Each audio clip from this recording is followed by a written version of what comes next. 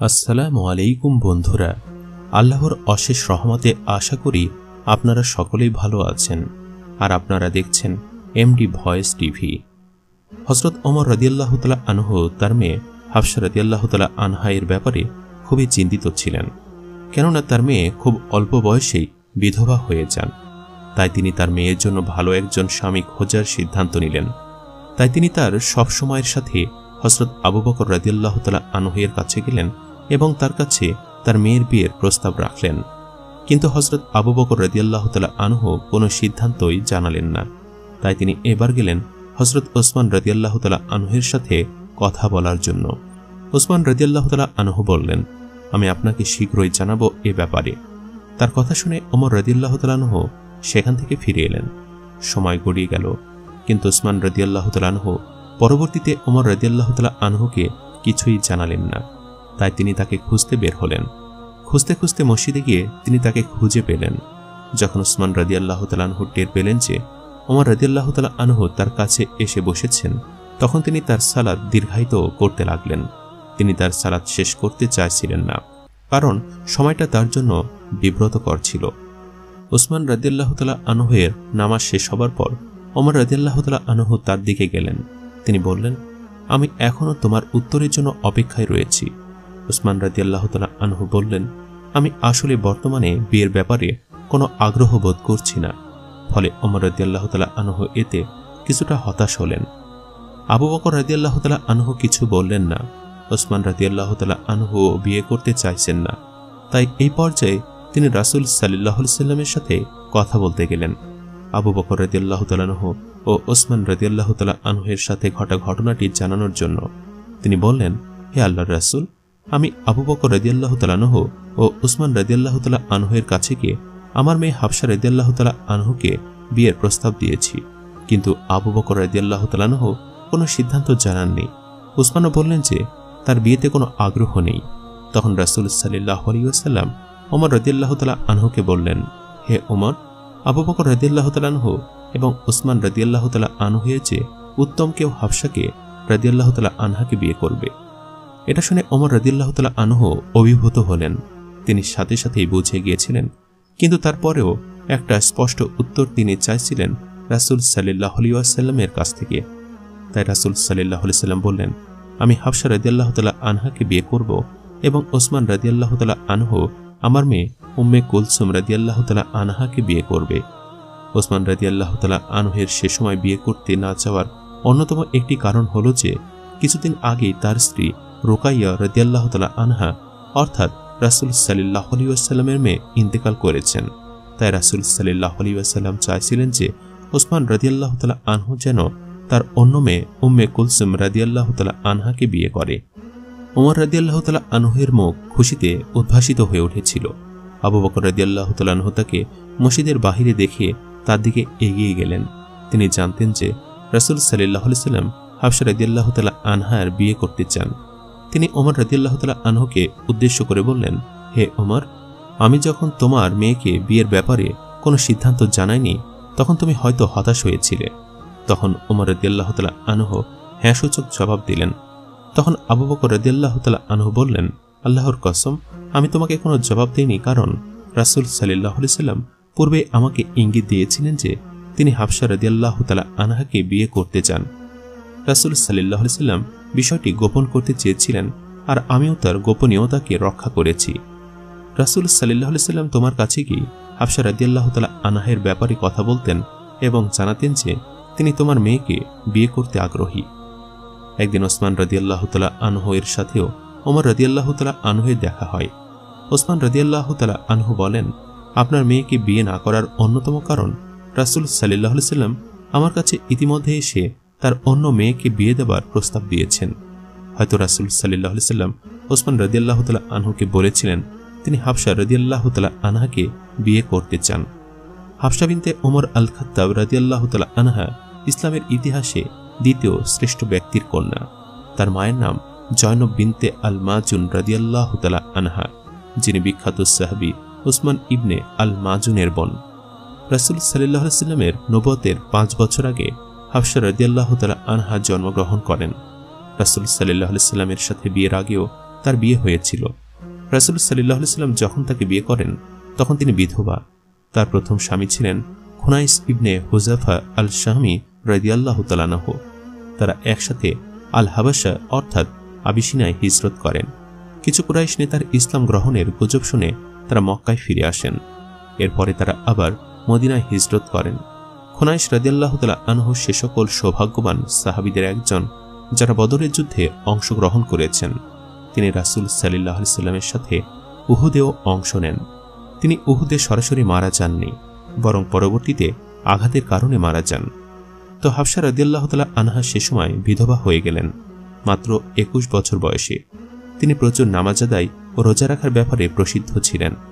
এ নিয়ে একটি ঘটনা ঘটে। যখন রাসূল সাল্লাল্লাহু আলাইহি ওয়াসাল্লামের স্ত্রীরা তাদের প্রতি ব্যয় বৃদ্ধির অনুরোধ জানিয়েছিলেন, তখন রাসূল সাল্লাল্লাহু আলাইহি ওয়াসাল্লাম তার স্ত্রীদের প্রতি অসন্তুষ্ট হন। যখন হাফসা রাদিয়াল্লাহু তাআলা আনহা রাসূল সাল্লাল্লাহু আলাইহি ওয়াসাল্লামকে বিয়ে করেন, তখন ওমর রাদিয়াল্লাহু তাআলা আনহু যখন তার মেয়েকে কিছু উত্তম উপদেশ দান করেন, যা প্রতিটা বাবার তার মেয়েকে দেওয়া উচিত। হাফসা রাদিয়াল্লাহু তাআলা আনহা ঈর্ষান্বিত হতেন। ওমর রাদিয়াল্লাহু তাআলা আনহু বলেন, হে আমার মেয়ে, তোমার ভেতরে ঈর্ষা রয়েছে, তাই এখন থেকেই তোমার ঈর্ষাকে নিয়ন্ত্রণ করো। তোমার ঈর্ষা যেন রাসূল সাল্লাল্লাহু আলাইহি ওয়াসাল্লামের সাথে সম্পর্ক অবনতির কারণ না হয়। আয়েশা রাদিয়াল্লাহু তাআলা আনহার সাথে প্রতিযোগিতা করতে যেও না, কারণ তিনি তোমার চেয়ে রাসূল সাল্লাল্লাহু আলাইহি ওয়াসাল্লামের নিকট অধিক প্রিয় এবং তার বাবাও রাসূল সাল্লাল্লাহু আলাইহি ওয়াসাল্লামের নিকট তোমার বাবার চেয়ে অধিক প্রিয়। রাসূল সাল্লাল্লাহু আলাইহি ওয়াসাল্লাম যেন কখনোই তোমার প্রতি অসন্তুষ্ট না হয়, কারণ তিনি তোমার প্রতি অসন্তুষ্ট হলে তোমাকে ত্যাগ করবেন এবং আমার প্রতিও হতাশ হবেন। তোমার কারণে পরিবারের বড় সমস্যা হবে, এমন সমস্যা যা আমরা এড়াতে পারব না, আবার মুখোমুখিও হতে পারব না। এই উপদেশটি প্রতিটা পিতামাতার তার সন্তানদের দেওয়া উচিত। রাসূল সাল্লাল্লাহু আলাইহি ওয়াসাল্লামের সাথে বিয়ের আগে থেকেই আয়েশা রাদিয়াল্লাহু তাআলা আনহা ও হাফসা রাদিয়াল্লাহু তাআলা আনহা ভালো বান্ধবী ছিলেন। একে অপরের সাথেও প্রচুর কথা বলতেন। রাসূল সাল্লাল্লাহু আলাইহি ওয়াসাল্লাম তার স্ত্রী জয়নব বিনতে জাহশ রাদিয়াল্লাহু তাআলা আনহার কাছে যেতেন। তার সম্পর্কে আয়েশা রাদিয়াল্লাহু তাআলা আনহা বলেন, আমি জানতাম তিনি একমাত্র যিনি আমার সাথে প্রতিযোগিতা করবেন। রাসূল সাল্লাল্লাহু আলাইহি ওয়াসাল্লাম তার অপর স্ত্রী জয়নব রাদিয়াল্লাহু তাআলা আনহার বাসায় যে মধু খেতেন, তাই হাফসা ও আয়েশা রাদিয়াল্লাহু তাআলা আনহা রাসূল সাল্লাল্লাহু আলাইহি ওয়াসাল্লামের উপর খাটানোর জন্য একটি ফন্দি আঁটলেন। তারা একে অপরকে বললেন, যদি রাসূল সাল্লাল্লাহু আলাইহি ওয়াসাল্লাম তোমার কাছে আসে তাহলে তাকে বলবে, আপনার কাছ থেকে মাঘাফির গন্ধ আসছে। মাঘাফির এক ধরনের উদ্ভিদ যা সে সময়ের আরবরা খেত, আর সেটা গন্ধযুক্ত ছিল। তারা দুইজনেই রাসূল সাল্লাল্লাহু আলাইহি ওয়াসাল্লামকে একই জিনিস বলতে যাচ্ছিলেন। রাসূল সাল্লাল্লাহু আলাইহি ওয়াসাল্লাম প্রথমে আয়েশা রাদিয়াল্লাহু তাআলা আনহার বাড়িতে গেলে তিনি বললেন, আপনার কাছ থেকে মাঘাফিরের গন্ধ আসছে। এরপর রাসূল সাল্লাল্লাহু আলাইহি ওয়াসাল্লাম হাফসা রাদিয়াল্লাহু তাআলা আনহার বাড়িতে গেলে তার কাছ থেকেও একই কথা শুনলেন। শুনে রাসূল সাল্লাল্লাহু আলাইহি ওয়াসাল্লাম বলেন, আমি তো মাঘাফির খাইনি, আশাল খেয়েছি। তখন হাফসা রাদিয়াল্লাহু তাআলা আনহা বললেন, তাহলে আপনি হয়তো মধু খেয়েছেন এবং সেই মধু এমন কোনো মৌমাছি এমন কোনো জায়গা থেকে এসেছে যেখানে মাঘাফির ছিল। রাসূল সাল্লাল্লাহু আলাইহি ওয়াসাল্লাম বুঝতে পারলেন যে তারা কিসের কথা বলতে চাইছেন। রাসূল সাল্লাল্লাহু আলাইহি ওয়াসাল্লাম বললেন, ঠিক আছে, আজকের পর থেকে আমি আর মধু খাবো না। এভাবে রাসূল সাল্লাল্লাহু আলাইহি ওয়াসাল্লাম সমস্যাটির সমাধান করতে চেয়েছেন। রাসূল সাল্লাল্লাহু আলাইহি ওয়াসাল্লাম বলেননি যে আমি আর জয়নব রাদিয়াল্লাহু তাআলা আনহার কাছে যাব না, তিনি শুধু বলেছেন আমি আর সেখানে মধু খাবো না। এভাবেই কাহিনীর সমাপ্তি ঘটল সহজেই। তবে রাসূল সাল্লাল্লাহু আলাইহি ওয়াসাল্লামের স্ত্রীদের মধ্যে আরেকটি ঘটনা ঘটে যা নির্দেশ করে দিন শেষে তারাও রক্ত মাংসে গড়া মানুষ। হাফসা রাদিয়াল্লাহু তাআলা আনহা এবং রাসূল সাল্লাল্লাহু আলাইহি ওয়াসাল্লামের অন্যান্য স্ত্রীদের সাথে আরেকজনের প্রতিযোগিতা চলছিল, যার নাম মারিয়া রাদিয়াল্লাহু তাআলা আনহা। তিনি যখন পুত্র ইব্রাহিম আলাইহিস সালামের জন্ম দেন, এরপরই তাকে মুক্ত করে দেওয়া হয়। মারিয়া রাদিয়াল্লাহু তাআলা আনহা অত্যন্ত সুন্দরী ছিলেন, যা রাসূল সাল্লাল্লাহু আলাইহি ওয়াসাল্লামের অন্যান্য স্ত্রীদের ঈর্ষান্বিত করত। একদিন রাসূল সাল্লাল্লাহু আলাইহি ওয়াসাল্লামের হাফসা রাদিয়াল্লাহু তাআলা আনহার সাথে দিন কাটানোর কথা ছিল, কিন্তু রাসূল সাল্লাল্লাহু আলাইহি ওয়াসাল্লাম সেদিনটি মারিয়া রাদিয়াল্লাহু তাআলা আনহার সাথে কাটান। এতে হাফসা রাদিয়াল্লাহু তাআলা আনহা রাসূল সাল্লাল্লাহু আলাইহি ওয়াসাল্লামের প্রতি অসন্তুষ্ট হন। এরপরে রাসূল সাল্লাল্লাহু আলাইহি ওয়াসাল্লাম হাফসা রাদিয়াল্লাহু তাআলা আনহাকে বলেন, আমি যদি আর কখনো মারিয়া রাদিয়াল্লাহু তাআলা আনহার কাছে না যাই তাহলে তুমি কি সন্তুষ্ট হবে? হাফসা রাদিয়াল্লাহু তাআলা আনহা হ্যাঁ সূচক জবাব দেন। তখন রাসূল সাল্লাল্লাহু আলাইহি ওয়াসাল্লাম বলেন, আচ্ছা ঠিক আছে, আমি তাহলে আর মারিয়া রাদিয়াল্লাহু তাআলা আনহার কাছে যাব না, কিন্তু তুমি এই ব্যাপারটা আমার এবং তোমার মধ্যেই গোপন রাখো, আর কাউকে বলো না। কিন্তু হাফসা তার সবচেয়ে কাছের বান্ধবী আয়েশা রাদিয়াল্লাহু তাআলা আনহার কাছে গিয়ে ব্যাপারটি বলে দিলেন। তখন আল্লাহ তার রাসূলকে জানালেন যে হাফসা রাদিয়াল্লাহু তাআলা আনহা আয়েশা রাদিয়াল্লাহু তাআলা আনহাকে জানিয়ে দিয়েছেন, আর এই ঘটনাটি স্ত্রীদের মধ্যেও ছড়িয়েছে। এভাবেই তারা রাসূল সাল্লাল্লাহু আলাইহি সাল্লামের একটি গোপনীয়তাকে প্রকাশ করেন। রাসূল সাল্লাল্লাহু আলাইহি সাল্লাম জানতে পেরে তার স্ত্রীদের প্রতি অসন্তুষ্ট হলেন এবং তিনি তার সকল স্ত্রীদের কাছে যাওয়া হতে বিরত থাকলেন। ফলে গুজব ছড়ালো যে রাসূল সাল্লাল্লাহু আলাইহি ওয়াসাল্লাম তার সকল স্ত্রীকে তালাক দিয়েছেন। হযরত ওমর রাদিয়াল্লাহু তাআলা আনহু বলেন, আমি মদিনার বাহিরের এক জায়গাতেই কাজ করতাম। আমার সেখানে কাজের সাথী ছিল, যার সাথে একসাথে একই ভূমিতে কাজ করতাম। আমি একদিন কাজ করতাম আর সে অন্য আরেকদিন কাজ করত। আমি যেদিন কাজ করতাম সেদিন সে রাসূল সাল্লাল্লাহু আলাইহি সাল্লামের কাছে থাকত এবং সেদিন সে যা যা শিখত তা আমার কাছে বেলা শেষে এসে জানিয়ে দিত। যেদিন আমি কাজ করতাম না সেদিন আমি রাসূল সাল্লাল্লাহু আলাইহি সাল্লামের কাছে যেতাম এবং যা যা শিখতাম তা তাকে জানাতাম। একদিন আমার সঙ্গী আমার কাছে এসে বলল, রাসূল সাল্লাল্লাহু আলাইহি সাল্লাম তার সকল স্ত্রীকে তালাক দিয়েছেন। তার কথা শুনে ওমর রাদিয়াল্লাহু তাআলা আনহু তার হাতে থাকা সবকিছু ফেলে রাসূল সাল্লাল্লাহু আলাইহি সাল্লামের কাছে ছুটে গেলেন। তিনি সোজা মসজিদে গেলেন, কিন্তু সেখানে রাসূল সাল্লাল্লাহু আলাইহি সাল্লামকে দেখতে পেলেন না। সেখানে অন্যান্য সাহাবীরা মন খারাপ করে বসেছিলেন, কারণ রাসূল সাল্লাল্লাহু আলাইহি সাল্লামের মন বিমর্ষ ছিল। তো ওমর রাদিয়াল্লাহু তাআলা আনহু রাসূল সাল্লাল্লাহু আলাইহি সাল্লামকে খুঁজতে খুঁজতে তাকে পেলেন মদিনার কাছাকাছি কোনো পাহাড়ের চূড়ায়।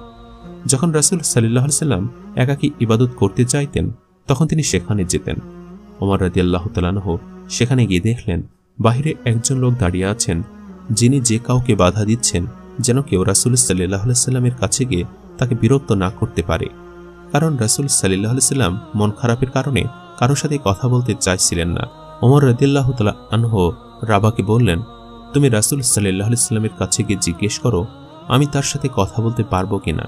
তাই রাবা রাদিয়াল্লাহু তাআলা আনহু ভেতরে গেলেন এবং রাসূল সাল্লাল্লাহু আলাইহি সাল্লামের কাছে গিয়ে বললেন যে ওমর রাদিয়াল্লাহু তাআলা আনহু বাহিরে অপেক্ষা করছেন, ভেতরে প্রবেশের অনুমতি প্রার্থনা করছেন, তিনি আপনার সাথে কথা বলতে চান।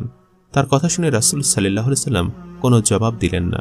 তাই রাবা রাদিয়াল্লাহু তাআলা আনহু ওমর রাদিয়াল্লাহু তাআলা আনহুর কাছে ফিরে গিয়ে বললেন, রাসূল সাল্লাল্লাহু আলাইহি সাল্লাম কোনো জবাব দেননি। ওমর রাদিয়াল্লাহু তাআলা আনহু আবার চেষ্টা করলেন, তাতেও কোনো কাজ হলো না। তাই তৃতীয়বারের পর ওমর রাদিয়াল্লাহু তাআলা আনহু তার স্বর উঁচু করলেন যেন রাসূল সাল্লাল্লাহু আলাইহি সাল্লাম তার কথা শুনতে পান। তিনি বললেন, হে রাবা, রাসূলুল্লাহ সাল্লাল্লাহু আলাইহি সাল্লামের কাছে গিয়ে বলো আমি তার সাথে কথা বলতে চাই। আমি প্রতিজ্ঞা করছি আমি তার সাথে হাফসা এবং তার অন্যান্য স্ত্রী রাদিয়াল্লাহু তাআলা আনহুর ব্যাপারে কোনো কথা বলবো না। এবার রাবা রাদিয়াল্লাহু তাআলা আনহা ভেতরে গেলেন এবং অন্যান্য বারের তুলনায় বেশি সময় ভেতরে অবস্থান করলেন। তাই ওমর রাদিয়াল্লাহু তাআলা আনহু ভাবলেন রাসূল সাল্লাল্লাহু আলাইহি সাল্লাম তার সাথে কথা বলতে চাইছেন না, তাই তিনি ফিরে যাবার সিদ্ধান্ত নিলেন। যখন তিনি ফিরে যাচ্ছিলেন তখন রাবা রাদিয়াল্লাহু তাআলা আনহু পেছন থেকে তাকে ডাক দিয়ে বললেন, রাসূল সাল্লাল্লাহু আলাইহি সাল্লাম কথা বলার অনুমতি দিয়েছেন, তবে এক শর্তে। এরপর ওমর রাদিয়াল্লাহু তাআলা আনহু ভেতরে প্রবেশ করলেন এবং পরিস্থিতি হালকা করতে চাইলেন। তিনি বললেন, হে রাসূলুল্লাহ, আমরা যখন মক্কায় ছিলাম তখন আমাদের নারীরা আমাদের নিয়ন্ত্রণে ছিল, কখনোই প্রতিউত্তর করত না। আমরা এখন মদিনা এসেছি আর তারাও মদিনার মহিলাদের কাছ থেকে শিখেছে কিভাবে প্রতিউত্তর দিতে হয়।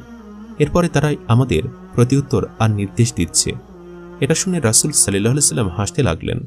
যখন ওমর রাদিয়াল্লাহু তাআলা আনহু বুঝলেন তিনি পরিস্থিতি হালকা করতে সক্ষম হয়েছেন, তখন তিনি বললেন, হে রাসূলুল্লাহ, নারীদের ব্যাপারে মন খারাপ করবেন না। আপনি যদি বিয়ে করতে চান তাহলে অন্য নারীদের বিয়ে করুন, কিন্তু হে রাসূলুল্লাহ, আপনি কি আপনার স্ত্রীদের তালাক দিয়েছেন? রাসূল সাল্লাল্লাহু আলাইহি সাল্লাম বললেন, আমি আমার কোনো স্ত্রীকে তালাক দেইনি। এটা শুনে ওমর রাদিয়াল্লাহু তাআলা আনহু তাকবীর দিতে শুরু করলেন। বাহিরে যে সাহাবা ছিলেন তিনি ওমর রাদিয়াল্লাহু তাআলা আনহুকে তাকবীর দিতে শুনে তার কণ্ঠ আল্লাহর শ্রেষ্ঠত্বের ধ্বনিতে ধ্বনিত হতে লাগলো। এরপর ওমর রাদিয়াল্লাহু তাআলা আনহু জিজ্ঞেস করলেন, হে রাসূলুল্লাহ, আপনি কি হাফসা রাদিয়াল্লাহু তাআলা আনহাকে তালাক দিয়েছেন? রাসূল সাল্লাল্লাহু আলাইহি সাল্লাম নেতিবাচক জবাব দিলেন। ওমর রাদিয়াল্লাহু তাআলা আনহু বললেন, হে রাসূলুল্লাহ, যদি হাফসা রাদিয়াল্লাহু তাআলা আনহাকে ঠিক করতে হয় তাহলে আপনার জন্য আমি তাই করব। রাসূল সাল্লাল্লাহু আলাইহি সাল্লাম বললেন, হে ওমর, আমাদের সমস্যাটা খুবই তুচ্ছ আর আমি কোনো স্ত্রীকেই তালাক দেইনি। হাফসা রাদিয়াল্লাহু তাআলা আনহা তার বাবার মতো ছিলেন। তার শক্তিমত্তা, বলিষ্ঠতা, বুদ্ধিমত্তা তার পিতা ওমর ইবনে আল খাত্তাব রাদিয়াল্লাহু তাআলা আনহুর মতোই ছিল। তার সাথে রাসূল সাল্লাল্লাহু আলাইহি সাল্লামের বিভিন্ন বিষয় আলোচনা হতো। তিনি সে সময় অন্যান্য কয়েকজন নারীর একজন ছিলেন যারা লিখতে জানত। রাসূল সাল্লাল্লাহু আলাইহি সাল্লাম যখন মারা যান তখন কুরআনকে একত্রিত করা হয়নি। সে সময় কুরআন সাহাবাদের অন্তরে লিপিবদ্ধ ছিল। তাছাড়া কাঠ, পাথর অথবা চামড়ার উপর লিখে রাখার চল ছিল। ওমর রাদিয়াল্লাহু তাআলা আনহু আবু বকর রাদিয়াল্লাহু তাআলা আনহুর কাছে গিয়ে কুরআনকে একটি মুসহাফে লিপিবদ্ধ করার অনুরোধ জানান। এরপরে যায়েদ ইবনে সাবিত রাদিয়াল্লাহু তাআলা আনহুকে কুরআনকে একটি মুসহাফে একত্রিত করার দায়িত্ব দেওয়া হয়। সেই মুসহাফটি জমা থাকে আবু বকর রাদিয়াল্লাহু তাআলা আনহুর কাছে। যখন আবু বকর রাদিয়াল্লাহু তাআলা আনহু মারা যান তখন তা চলে আসে ওমর রাদিয়াল্লাহু তাআলা আনহুর কাছে। তার ইন্তেকালের পর মুসহাফটি সংরক্ষণ করা হয়েছিল হাফসা রাদিয়াল্লাহু তাআলা আনহা এর বাড়িতে। পৃথিবীর প্রথম একত্রিতকৃত কোরআনের পাণ্ডুলিপি হাফসা রাদিয়াল্লাহু তাআলা আনহা এর বাড়িতে রাখা হয়। এখান থেকে বোঝা যায় ইসলামে নারীদের অবদান এবং আধিপত্যের কথা, কিভাবে তারা অত্যন্ত গুরুত্বপূর্ণ দায়িত্ব সফলতার সামনে পালন করেছেন, কিভাবে তারা তাদের সম্মানকে অসীম মর্যাদায় সমাসীন করেছেন। হাফসা রাদিয়াল্লাহু তাআলা আনহা ফুকাহাদের একজন অত্যন্ত জ্ঞানী ও মেধাবী ছিলেন। তার আপন ভাই আব্দুল্লাহ ইবনে ওমর রাদিয়াল্লাহু তাআলা আনহু হাফসা রাদিয়াল্লাহু তাআলা আনহার কাছে যে দ্বীনি শিক্ষা গ্রহণ করতেন। হাফসা রাদিয়াল্লাহু তাআলা আনহার মৃত্যুর আগ পর্যন্ত আয়েশা রাদিয়াল্লাহু তাআলা আনহার সাথে তার উত্তম সম্পর্ক বজায় ছিল। হাফসা রাদিয়াল্লাহু তাআলা আনহা হিজরি 45 সনে ইন্তেকাল করেন। অনেক সাহাবী তার জন্য দোয়া প্রার্থনা করেন, তাকে সমাহিত করেন তার ভাই এবং ভাইপোরা। মহান আল্লাহ আমাদের সম্মানিত নারীদের হাফসা রাদিয়াল্লাহু তাআলা আনহার উত্তম আদর্শ গ্রহণের তৌফিক দান করুন। আমিন।